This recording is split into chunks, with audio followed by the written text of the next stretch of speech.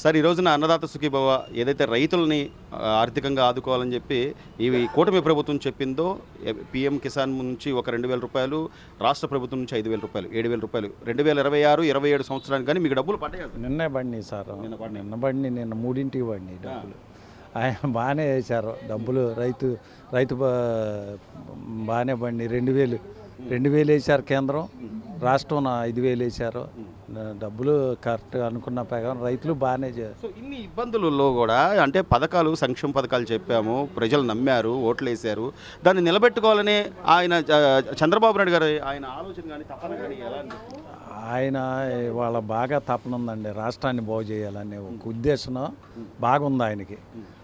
లోకేష్ గారు కాడ వాళ్ళ ఇతర దేశాలు తిరిగి కంపెనీలు ఆయన చేసినట్టు ఐటీ శాఖ మినిస్టర్గా ఎవరో కాడ మనం ఈ 15 సంవత్సరాల్లో అసలు ఎవరు కాడ అలా తిరగల. ఐటీ శాఖ మినిస్టర్ గారు అలా మన కంపెనీలు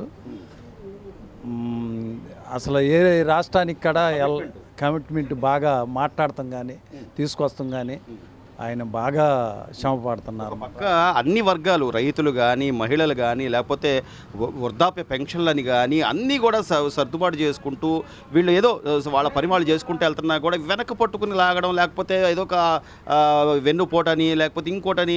సార్ గత రాష్ట్ర ముఖ్యమంత్రిగా జగన్మోహన్ రెడ్డి గారికి కనీసం నైతిక బాధ్యత అనేది ఎక్కడైనా మీకు కనిపిస్తుందంట? అసలు బాధ్యత ఉంటే అసలు ఆయన అట్ట మామూలుగా జనంలోకి వచ్చి తిరిగేవాడు. జనంలోకి వత్తం లేదు, పాడు లేదు, అసలు మాట్లాడటం లేదు. వచ్చి సరిగా వచ్చేవాళ్ళు కాడ సరిగా వస్తున్నారా అది లేదు. రౌడీలు రుబాబు మొత్తం అంత బ్యాచ్, అసలు దరిద్రం బ్యాచ్. ముందు మెయిన్ పాయింట్ పక్కమ్మట ఉండేవాళ్ళు. ఆయన వచ్చి ఏదన్నా చేస్తాం, మేము అది చేస్తాం ఇది చేస్తాం అని చెబితే ఏదన్నా 4 ఓట్లు పడతాయి. కానీ మేము ఆయన ఏడుండ పట్టుకొస్తాం, ఏ రాష్ట్రంలో ఉండ పట్టుకొస్తాం, వదిలిపెట్టేది లేదు. 3 ఏళ్ళు కళ్ళు మూసుకోండి, కార్యకర్తలకి మేము అదే అట్ట న్యాయం చేస్తాం, ఇట్ట న్యాయం చేస్తాము, మిమ్మల్ని పగ సాధిస్తాము అని చెప్పుకుంటూ కనీసం మీరు గత 5 ఏళ్లలో మనం ఏం చేశామో ప్రజలు చూశారు.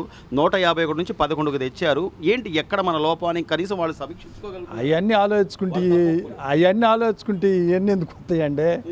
ఏటపోతులను కోసి పెప్సీల మీద పోతుంది. అసలు ఎక్కడ ఏనానా ఉందా? అసలు ఇవన్నీ మరి దరిద్ర పనులు కాదు. చక్కగా నువ్వు ఎలా ఉండాలి, నలుగురిలోకి వచ్చి చక్కగా శుభ్రంగా నేను అది చేస్తానమ్మా, ఇది చేస్తాను, బాగా చేస్తానని చెప్పుకో. మీకు అవకాశం ఇస్తారు. అంతేగాని అవకాశం ఇవ్వాలంటే ఎట్టాటి చేస్తే ఆ పడే 4 ఓట్లు కాడ పడవు. కనీసం అంటే నేను అనేది ఏంటంటే, ఒక పక్క రాష్ట్రం డెవలప్మెంట్ కోసం మీరు అన్నట్టుగా చంద్రబాబు నాయుడు గారు, లోకేష్ గారు అన్ని రాష్ట్రాలు తిరుగుతున్నారు, దేశాలు తిరుగుతున్నారు. మీకు తెలిసినవి ఏమైనా ఉంటే కూడా చెప్పండి అని లోకేష్ గారు అడుగుతున్నారు. మీకు తెలిసినవి ఉంటే చెప్పండి, ఆ పేరు మీరే తీసుకోండి అని కూడా అడుగుతున్నారు. వాళ్ళు బంగారం వెళ్ళి చెప్పమంటున్నారు, మేము సేకరిస్తాం చెప్పమంటున్నారు. వీళ్ళకి ఈగో అడ్డం అవుతుందండి. వీళ్ళు చేసే పనులకి. వీళ్ళు చేసిందే కూడా గతంలో మంత్రులుగా చేసిన వాళ్ళు, ఎమ్మెల్యేలుగా గెలిచిన వాళ్ళు. మన రాష్ట్రం బాగుండాలి. అంతిమంగా ఎవడైనా కూడా ఒక రాజకీయ నాయకుడు ఏం కోరుకుంటాడు? నా నియోజకవర్గం బాగుండాలి, మన రాష్ట్రం బాగుండాలి. ఇదే కదా వాళ్ళు కోరుకోవాలి. వాళ్ళ మనస్తత్వం మంచిది కాదండి. ముందు మెయిన్ పాయింట్ మంత్రులు కాడ అలాంటి వాళ్ళే దొరికారు.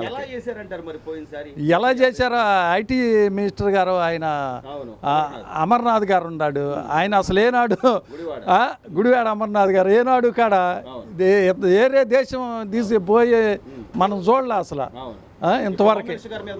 హోమ్ మినిస్టర్ గారు మేకప్ వేసుకుని అదేమంటే ఎండలోకి వస్తే కేజీ గారిపోద్ది. అసలు అవన్నీ దిక్కుమాలిన డైలాగులు. మరీ దరిద్రం. కొనుక్కొచ్చుకున్నట్టుందండి, ఇది కొనుక్కొచ్చుకున్నట్టుంది. ఏం లేదు, మంచి ప్రజలు చూస్తున్నారు. ప్రజల వాళ్ళు అంటే పిచ్చోళ్ళే. వాళ్ళు ఏముంది, అవి ఏదన్నా వాళ్ళు ఆ వైసీపీ వాళ్ళు ఉన్న నలుగురు మరీ దరిద్రంగా మాట్లాడుకోండి ఉంటే ఏదన్నా ఎదరగాలంలో ఏదన్నా 10 ఓట్లు పడతాయి. కానీ ఇలాగే ఉంటే ఐకార్డు రావండి. ఫైనల్గా 2 సంవత్సరాల కూటమి పరిపాలన పట్ల ఎలా ఉంది? బాగుందండి. పింఛన్ 4 ఏళ్ళు ఇస్తున్నారు. బంగారం వెళ్ళి ఆనందంగా ఇది గిట్టాటి వాళ్ళు ముసలి ముతక శుభ్రంగా వాటి మీద ఆధారపడిన వాళ్ళు బంగారం వెళ్ళి అన్నా క్యాంటీన్లో 5 రూపాయలు భోజనం పెడుతున్నారు. 3 సిలిండర్లు ఇస్తున్నారు సంవత్సరానికి. రైతు భరోసా వేస్తున్నారు. పిల్లలకే 15 ఏళ్ళు వేస్తున్నారు. మరి ఫ్రీ బస్ పెట్టారు. ఇంకేం కావాలండి? ఇంకెంతకన్నా అసలు ఇట్లా చేయకూడదండి. ఇప్పుడు రైతే కాదు ఊళ్ళో అయినా కానీ ఎంత పథకాలు అసలు ఇవ్వకూడదు. ఇన్ని పథకాలు ఎవరికి కాడ ఇవ్వకూడదు. ఆ పథకాలు ఆర్థికంగా అలవాటు చేశారు. ఈ పథకాలు అనేది వెళ్తాం వల్ల రాష్ట్రానికి దెబ్బ కొడుతుంది.